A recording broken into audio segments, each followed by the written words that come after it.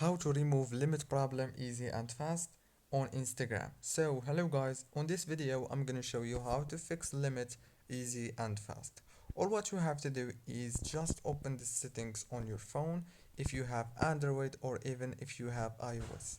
Click on settings and then go to the apps manager. When you go to the apps manager, now go here to the apps. Wait a few seconds, it will start loading the apps that you have on your phone.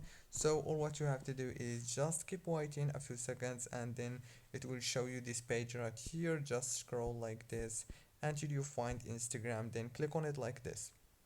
Now, all what you have to do is just go down here, click on the data usage option, scroll down the network access options, and make sure that all the options are enabled, and then disable the background data and the roaming data and enable them again. Go back, click on this force stop option, and then go to the storage, click here on clear data and clear cache, and that's it. Very easy and simple. Don't forget to like and subscribe. Thank you for watching.